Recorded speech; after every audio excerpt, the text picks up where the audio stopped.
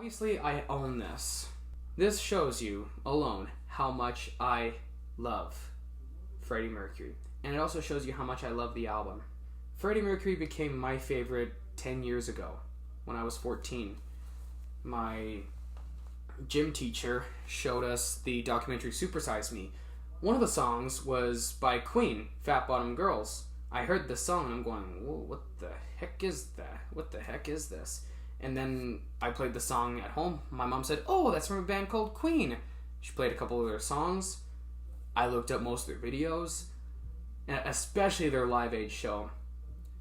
Okay, let's just be honest. Live Aid is what introduced everyone to Queen.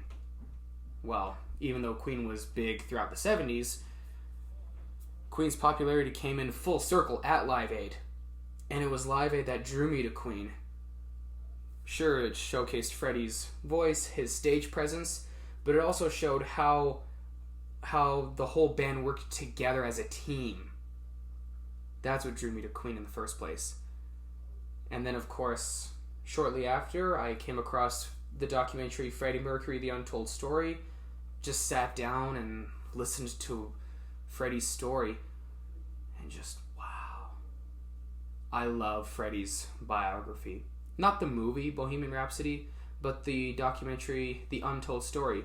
It's there where we are introduced to Mary Austin, his one-time fiancée and best friend, as well as his family.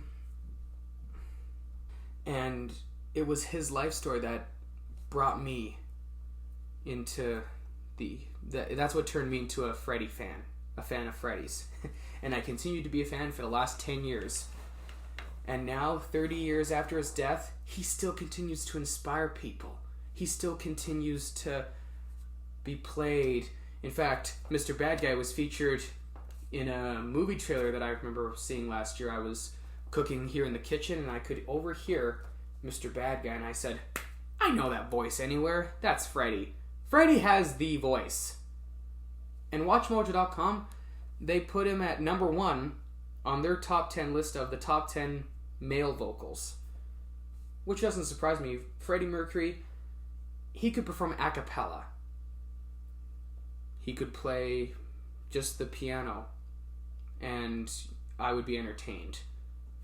By that I mean he could just have the piano and the microphone, and he could play, and we would all be satisfied and happy. Freddie was the whole package when it came to being a performer.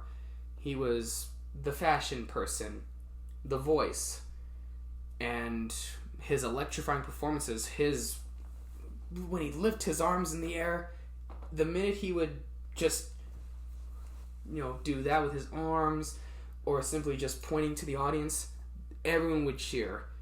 You felt like he was singing directly to you.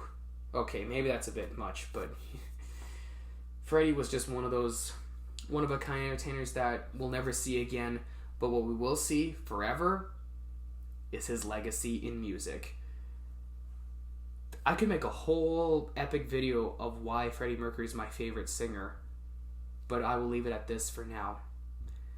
30 years later, and we still love you, Freddie. Thank you so much for all the music you left us, especially your legacy with Queen.